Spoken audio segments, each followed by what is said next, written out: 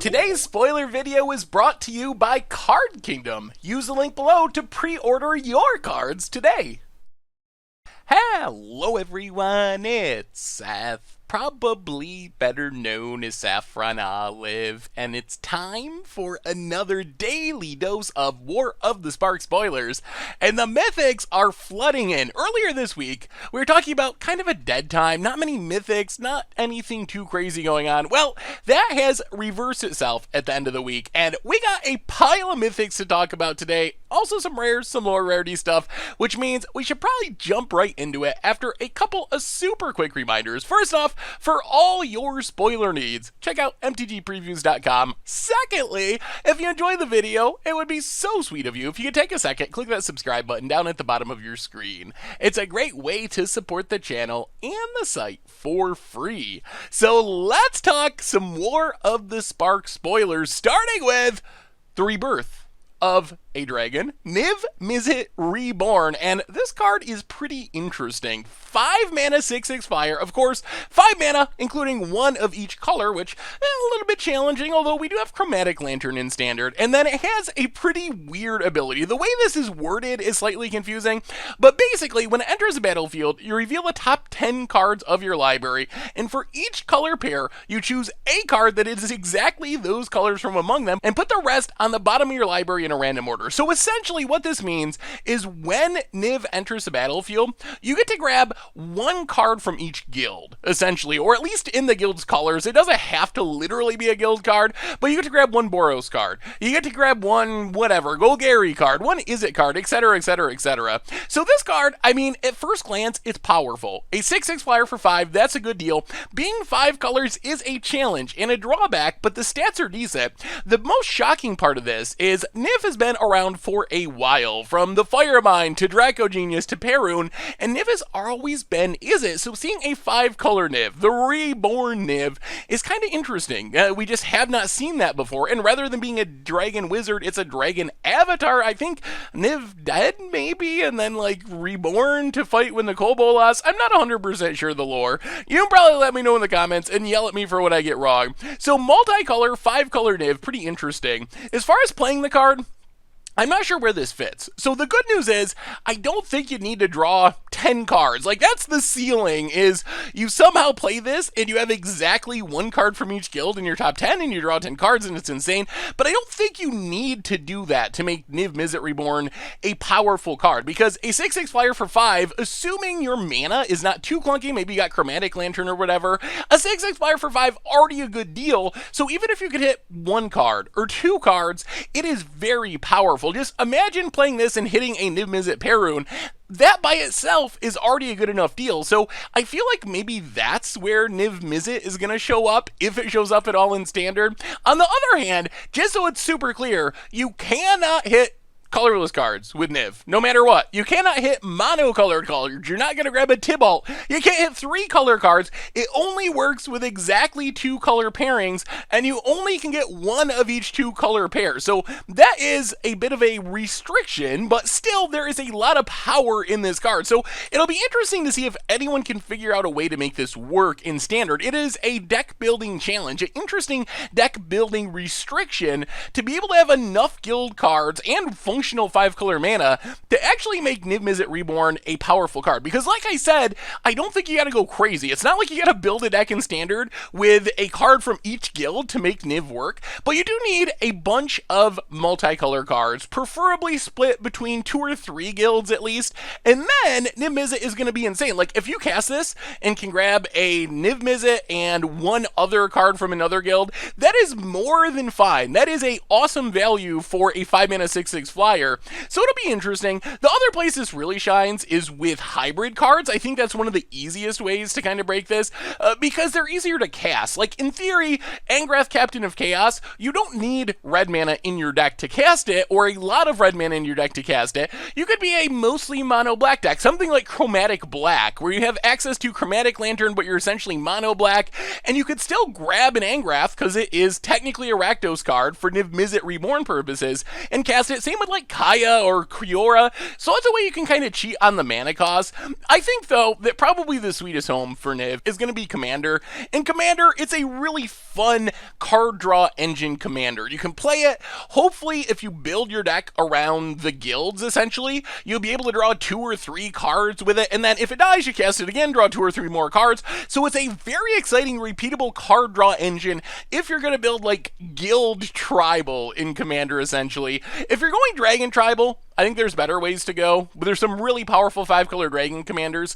But if you want to build a guild theme deck where your point is to play as many guild cards as possible, then Niv-Mizzet is a pretty spicy choice as your commander and a great way to refuel your hand repeatedly. You can blink it, you can flicker it, keep drawing cards, drawing cards, drawing cards, eventually just grind your opponents out of the game. So Niv in Standard, it's a deck building challenge. I'm going to try to figure it out because it's a super sweet card and I love drawing cards. So I'm definitely planning on trying to build a Niv deck. I would be a little bit surprised if it shows up in top tier decks, although Chromatic Lantern and decks like Chromatic Black could give it a shot if someone can find the right mixture of stuff, because 10 cards deep is a lot to hit even just one card off this and make it worth the value. So it'll be interesting. Seems like a super sweet commander at a minimum. Next up, we continue the God reveal, God Eternal Kefnet, and this card's pretty bonkers. 4 mana, legendary zombie god, 4 power, 5 toughness. It has flying. It has the god protection ability when it dies or is exiled from the battlefield. Put it in your library if you want to, 3 from the top. The ability, though, is pretty sweet. You reveal the first card you draw each turn, and whenever you reveal an instant or sorcery, you get to copy that card and cast the copy, and the copy costs 2 less to cast. So basically, if you got a bunch of spells in your deck, this creates a ton of cheap card advantage where you can just keep casting these spells, which is actually pretty powerful. So the first thing that jumps out is the stats. A 4/5 flyer for 4 is already good. That's Mindwreck Demon, a card that was very playable in its time in Standard, and that's not stats that we normally see on flyers. In fact, I look back through Magic's history, and I think there was Mindwreck Demon and one other card that I'm not remembering with a huge downside, but those are really good stats on a flyer, and in Standard, that means a couple of things. It dodges Lava Coil, it dodges Cast Down since it's legendary, and then even if your opponent does kill it, you can put it back in your deck, which means Kefnet going to be really hard for a lot of decks to deal with and put a really big flying body in the air. As far as the ability, it's a little bit weird. So obviously, you want to play it with a lot of spells. The thing is, you don't really want to play it with reactive spells that much. Flipping counter spells, like Wizard's Retour, Essence Capture, whatever, isn't all that exciting, which I think means that God Eternal Kefnet loses some of the value and possibilities that you might see in a deck like Mono Blue Temple, for example, because yes, that deck has a reasonable number of spells, but a lot of them are these reactive spells, and flipping a counter spell on your draw step, it's not going to do anything, so it's kind of a whiff. So you want to have spells that you can cast whenever you hit them, or cast the copy whenever you hit them, which means a couple of things. So first off, removal spells that are not conditional, like Vraska's Contempt, or card draw spells, really good. If you flip a Vraska's Contempt, probably going to have a target, cast it for 2 mana, kill something, gain life. It makes your explosions cheaper. You're getting 2 off the X cost to draw a ton of cards. Chemist's Insight, only 2 mana if you flip it to Kefnet God Eternal. So that's one possibility. Card draw removal spells also works really well with burn spells, because these are cards that are removal spells, but in the worst case, you just toss them at your opponent's face. And Wizard's Lightning, going to be 1 mana. Lightning Strike, 1 mana. Escapable Blaze, it's still expensive, but still a lot of damage. 6 damage for potentially 4 mana, so maybe we could see some sort of like Kefnet counter burn deck where you chip in for damage in the air with Kefnet and have a bunch of burn spells that you can kill creatures with if you need to, and eventually just throw them at your opponent's face when you reveal them to Kefnet. The other cool thing about Kefnet is worded kind of like Miracles, where it says you may reveal the first card you draw each turn as you draw it, which means you can kind of make it even better if you can build some instant speed card draw into your deck. So you're going to get 1 trigger on your turn, on your draw step, no matter what. So that is 1 Kefnet trigger. But then with cards like Treasure Map, if you can flip it, Opt, Azur's Gateway, if you activate them during your opponent's turn, that card is going to be the first card that you drew during your opponent's turn, which again gives you another look at an instant or sorcery to be able to copy and cast with Kefnet. So that's one of the best build around techniques is build ways into your deck where you can draw during your opponent's turn to essentially double up your looks with God Eternal Kefnet, where you can get one look on your draw step, another look at your opponent's turn for twice as much value. So God Eternal Kefnet, this card looks really solid to me. I mean, the stats are very strong on a flying body. The ability generates a weird form of card advantage. It's not that hard to take advantage of. The only awkward part, like we said, is it doesn't fit as well in the draw-go control decks. If you're flipping a ton of counter spells, it loses value, so I feel like you want to use this in a more proactive type of strategy, rather than just a ton of counters, sit back, try to flip them. That's not going to work out as well as you'd like with God Eternal Kefnet.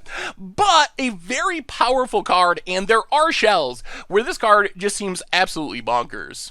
Speaking of gods, we also got God Eternal Rhonas, and this is one of the simplest gods that we've seen. 5 mana, 5/5 Death Touch. When it enters the battlefield, you double the power of each creature you control until end of turn. They also gain Vigilance, same god protection as normal.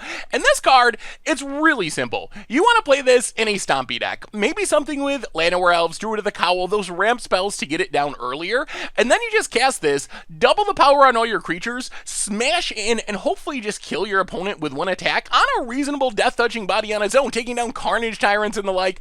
The best way to build around this card, though, is evasion. That is the easiest way to make this card bonkers, and the good news is we got a lot of good evasion already in the format. So, for example, a deck like Gruul Stompy, or a mono-green Stompy deck, Gruul Spellbreaker, it tramples. Pelt Collector, you get those counters on it, it tramples. Gulta Primal Hunger, that's going to be a 24/24 trampler. How is anyone ever going to beat that? So if you can curve out, not just with creatures that can be chump blocked, but trampling creatures or creatures with other forms of evasion, when God Eternal Rhonas comes down and makes your Spellbreaker an 8/8 trample, your Pelt Collector a 6/6, an 8/8 trample, your Gulta Primal Hunger into the biggest, baddest creature in Magic's history, the odds of you just killing your opponent in one attack step are really high, and you can go the other direction as well and play it with flying creatures. We already see some Gruul decks playing Rekindling Phoenix. God Eternal Rhonas, kind of hilarious if you can make the mana work with like Crackling Drake, Enigma Drake. If you just can play some early game spells, and then Enigma Drake, Crackling Drake, God Eternal Rhonas, pretty good shot you're going to be able to one-shot your opponent with flying creatures in the air. So, God Eternal Rhonas, another just very strong card. 5/5 Death Touch for 5, that's fine, and the ability, it's fine in general. You could just play this in any mono green deck, and it's going to be good, doubling up the power of your creatures, or any random like Gruul Stompy style deck. However, if you build around it with those evasive creatures, this card is going to close out the game on turn 5 very consistently through a bunch of blockers on your opponent's side of the battlefield. It is a scary, scary card to have to deal with in a deck full of trampling and flying creatures. Next up, we have another mythic, a Finale of Promise, and this card is pretty spicy. So double red in X, you can cast up to one target instant and or target sorcery from your graveyard with converted mana cost X or less without paying their mana cost. If the card would be put in your graveyard that way, you exile it, so you're kind of flashbacking it, and then if X is 10 or more, you copy those spells and can choose new copies for the target. So this card, the most spiky aspect of it is just using it with cheap spells. Like, in theory, you get a bunch of stuff in your graveyard, then you cast Finale of Promise for 3 mana, you flashback Shock, you flashback Warlord's Fury. That's 3 spells on a turn, as early as turn 3, which is going to get back your Arclight Phoenixes, attack your opponent, so something like Memekin or any of the Phoenix-style decks in Standard can take advantage of this, and you can do it in Modern as well. The same sort of curve, Lightning Bolt plus Faithless Looting, for example, is going to get back your Phoenixes on turn 3, deal a ton of damage, trigger Prowess on Monastery Swift Spears and so forth a bunch of times. So that's the spikiest thing to do with this card. Use it as a way to kind of flash back 2 cheap spells that are probably 1 mana. So that's step 1. On the other hand, the card does kind of have a sweet spot. If you can get up to 3 or 4 mana, you're getting a ton of value for this card, where if you're casting this for, let's say, 6 mana, and you get a Mastermind's Acquisition and a Chemist's Insight, you're coming out pretty far ahead in terms of mana. You're getting +2 mana, essentially, casting 8 mana worth of spells for just 6 mana, and that keeps going up the more mana and the more expensive your spells are, and something like 6 mana Mastermind's Acquisition, tutor what you want, draw cards with Chemist's Insight, Greenlight, that's a pretty powerful swing. So those are kind of the more spiky applications. On the other hand, if you want to have fun, what you really want to do with this card is cast it for 1,000,000 mana and hit cards like Apex of Power, cards like Brass's Bounty, along with, I don't know, you have whatever big instant in your graveyard. It doesn't even matter. So I think that's the most fun thing you can do, is just go really big, ramp into these massive sorceries, make tons of mana, draw tons of cards, and just assume that you're going to figure out a way to win somehow after you resolve Finale of Promise. So Finale of Promise, I expect decks to try it as an efficient way to get back 1 mana spells, but what I want to do with it is just cast massive, like 10 mana spells and see what happens. Just do crazy things, go over the top, break things, probably lose a lot along the way, but have a ton of fun. Next on our list, we have Tamiyo, Collector of Tales, a rare planeswalker, and Tamiyo, kind of sweet. 4 mana in the Simic colors, 5 loyalty, spells and abilities your opponents control can't cause you to discard cards or sacrifice permanents.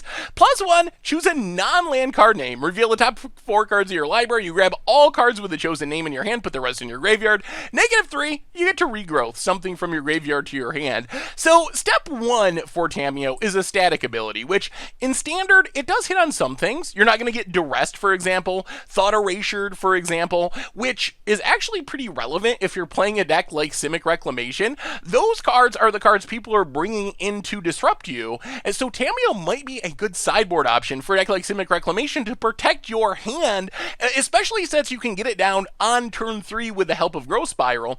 And then it also fizzles like the Eldest Reborn if your opponent's trying to do that to take down your Carnage Tyrant or whatever. So that's kind of the static abilities protection. Of course, in other formats, you're not going to get annihilated by an Eldrazi or whatever. Less likely to show up in a format like Modern, but still, if it did show up, you're not going to get Emerald into Oblivion. Then we have the abilities, and the ability, +1, this ability, I don't actually think it's very good. So it's funny, especially in specific decks, like if you're building Persistent Petitioners, Rat Colony, that +1 is often going to draw you multiple cards, and it should always draw you at least 1 card. However, the problem with Tamiyo's +1, and I ran some numbers on this, is you're going to whiff a lot, like very, very, very often. So let's say you have 48 cards in your deck. That's roughly, if you cast this on turn 4, turn 5 you activate it, that's roughly the number of cards you'll have in your deck, and you +1 it, and you name a card that has 4 copies in your deck, you are 30% to hit 1 copy, which, that's not good. That's like once every 3 turns, the +1 is going to draw you a card. So the card advantage aspect of Tamiyo is very limited, unless you're playing a joke deck with Persistent Petitioners or something.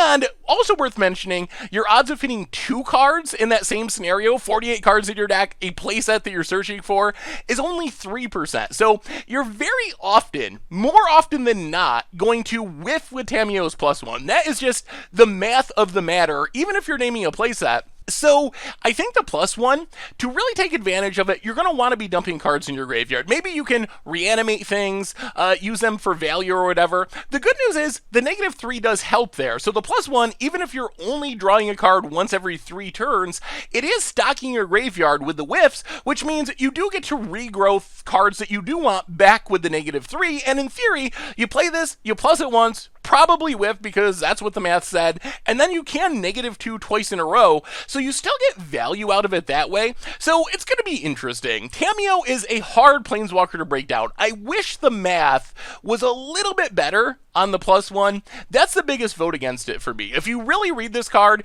the static ability, it's relevant in certain matchups. The +1, you should probably read it as mill the top 4 cards of your library, and then infrequently you will actually draw the card you name. And then the regrowth ability is where you really got to get your value. So I think this is a card that you either play because you want to stop those duresses and thought erasures and so forth from picking apart your hand, or you're getting back specific things from your graveyard. The +1, that is by far the least relevant and least consistent ability on Tamiyo.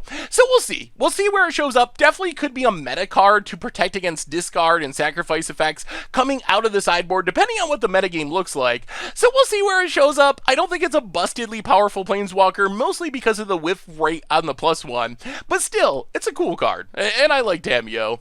Next on our list, we got a bunch of lower rarity stuff. Jace's Triumph is our new Secrets of the Golden City. Basically, a Divination, you draw 2 for 3. Unless you have a Jace, then you draw 3 for 3, which makes the math pretty similar to Secrets of the Golden City. If you aren't Ascended, you have 2 cards drawn. If you are, you get 3 cards. Jace's Triumph, I mean, it's basically a strict upgrade on Divination. It is just better Divination. Divination has seen play in control decks before. Depending on how many Jaces we have running around in Standard and actually see play, it could be even better, but I think it's in the conversation. And then Tamiyo's Epiphany, it's literally 4C. Scry 4, draw 2. This card will be very strong and limited if the format is slow, and the format does look fairly slow with all these planeswalkers. So I expect this to be very good in limited. I expect it to probably fall behind Chemist's Insight in terms of constructed play, but it's not that far away. Scrying 4 means you're getting really deep to find what you're looking for, which is a very powerful effect. You could potentially put 4 lands to the bottom and then hit the cards that you're looking for. So the Scry 4 is a nice upside, but still, Chemist's Insight has proven itself to be very strong, and I'm not sure that Tamiyo's Epiphany is going to be able to beat it out in terms of seeing play in constructed decks. We also got Pledge of Unity, which is kind of like a unbreakable formation that's better against aggro, against control. You get that +1/+1 on each creature. It is an instant speed, which is a nice upside. You don't get the addendum on unbreakable formation at instant speed, and you gain a life for each creature you control. Of course, you lose the ability to make all your creatures indestructible, but I think that Pledge of Unity, it could be in the conversation for green-white decks. Green-white decks in Standard, good at going wide, gonna gain a huge chunk of life, and if you're more worried about losing to a deck like Mono Red than you are about getting Wrath by control, Pledge of Unity is a lot of blowout potential, pumping your team, gaining 5, 10 life, and really sealing the game against aggro decks. We also got Firemind's Vessel, which is basically your new commander staple. Best comparison for this is probably an Explosive Vegetation, basically putting you +2 mana for 4 mana, and the mana of any color. So the downside is, Firemind's Vessel, it does die to Artifact Hate. Everyone in Commander plays Artifact Hate, or most people play Artifact Hate, but I still think this is a very strong ramp card. Basically, you're +1 mana compared to something like Worn Power Stone, but for that +1 mana, you get to make 2 mana of different colors. Great for 5 color decks, 3 color decks, 4 color decks, when Worn Power Stone is only adding 2 mana, so I think that this is in the conversation for just beating out Worn Power Stone and slotting into especially like 3 to 5 color decks in Commander, where it seems very, very good. Finally, we got some stuff that, I don't know, limited only. Troll Invasion. I don't think Troll Invasion gonna see play. Kind of a troll version of Thoughtseize, essentially. 3 mana Thoughtseize. Yes, it gives you an amass 1, but really, that card's not gonna see play. Bond of Discipline.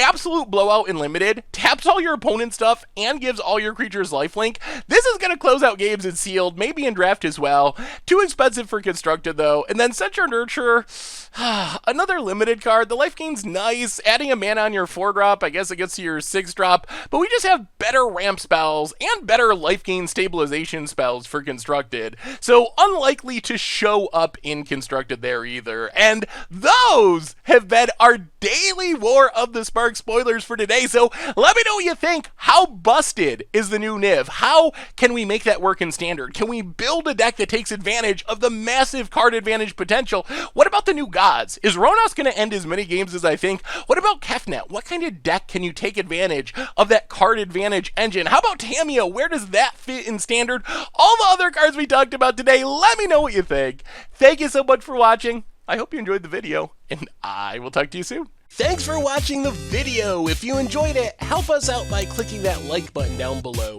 And to keep up on all the latest and greatest, click that subscribe button. And don't forget to hit that bell icon to get alerts whenever we have new videos. And if you want to, check out some of our other sweet videos here and here.